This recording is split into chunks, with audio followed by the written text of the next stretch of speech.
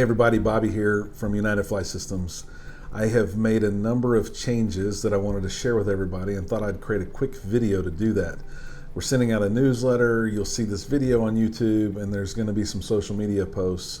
But we've updated our renters agreement, made some pretty significant changes that are going to benefit our renters and customers, and also doing everything we can to avoid some expense for our students. So first and foremost, we've updated our renters agreement. I'm going to talk through the high level points. I'm going to cheat by looking at my screen a little bit, but trying to make you aware of all the big changes that are in the renters agreement. And then we're going to dive into a few facts about those changes. First and foremost, currency to keep flying here has changed from 90 days to 75 days. Just trying to improve the safety and regularity. We have a number of customers that fly not inside every 75 days, and we want to make sure that we're flying a little bit more regular to be safe. Night currency has gone to the 90-day line, and if you're not night current with us, you're going to need to stay night current with us or fly with an instructor again. Night flights are going to need to be dispatched before we close for the day, so that means if you're a student that wants to fly at night, you're going to have to get up here and get dispatched before we close.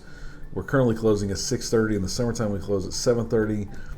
Again, all about safety, and I think that's going to make everybody safer.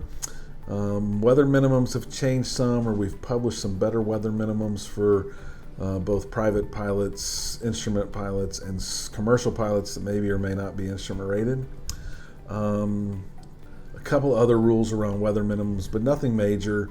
Some extreme wind conditions and some things that are going to help us avoid icing at a more hard deck that you can see in our renters agreement.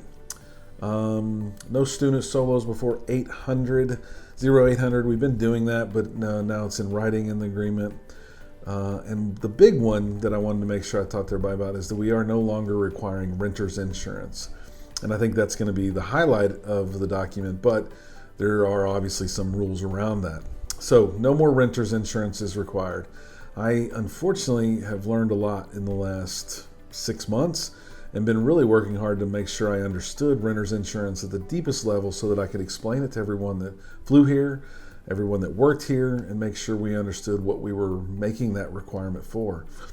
In all actuality, it doesn't do us a lot of good, and it doesn't do our student pilots a lot of good, so why are we having it? The goal, and quite frankly, the reality of it, was we were hoping that it would protect us and our students against having to pay the underlying deductible if there was a claim of any kind.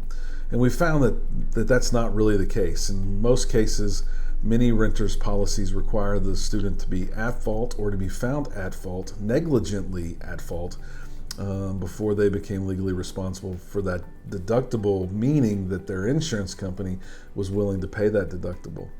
And so because of that, if that's not going to happen, then why are we making students cover that? It's an expense that's not required. I have a really big insurance policy that costs a lot of money, and that really is built into my rate system, so why not take advantage of that? So what we're doing is making renter's insurance no longer required, but you have to protect the deductible in some way. And the way we're doing that is one of three choices. Your first choice, and the one that I think will make the most sense for the high percentage of UFS customers, is going to be a deductible program that I've created for our customers.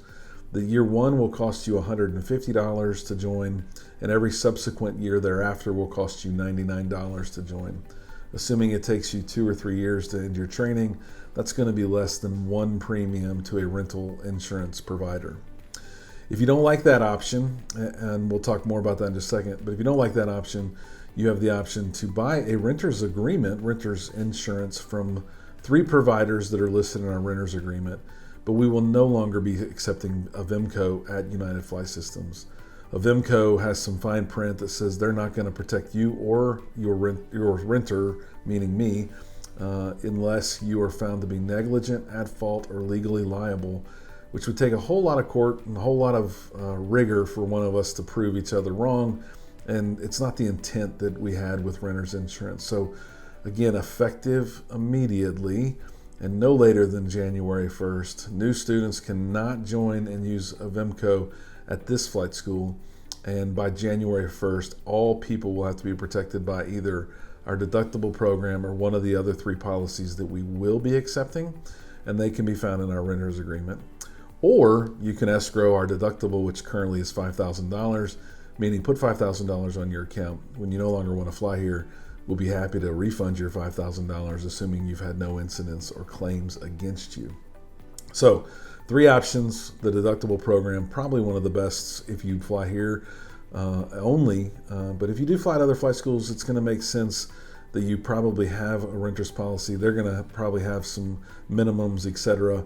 At this school. Deductible program, a renter's policy that we approved, one of 3.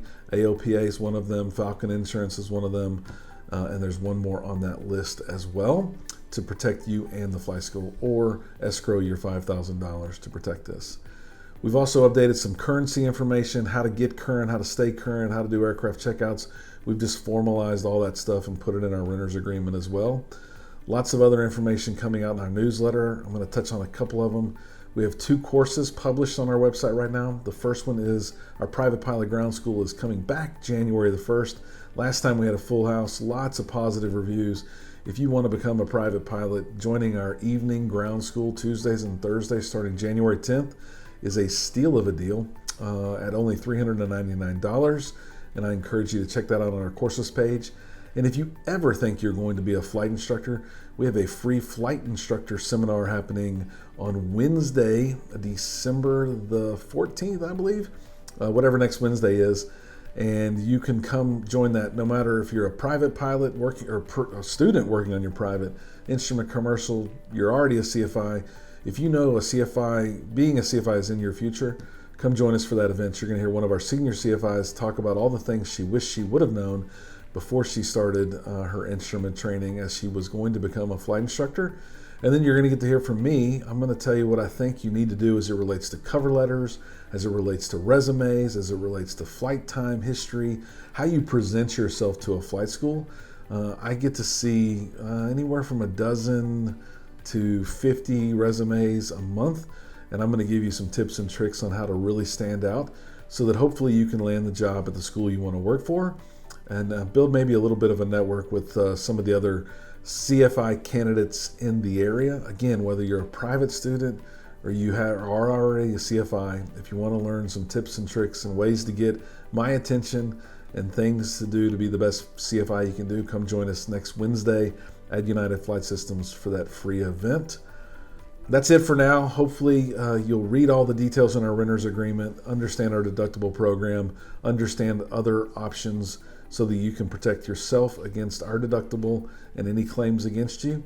And hopefully I'll see you around the flight school soon. I got to plug Behind the Prop. If you're not a listener already, check out behindtheprop.com to hear our podcast. And as always, fly safely and stay behind the prop.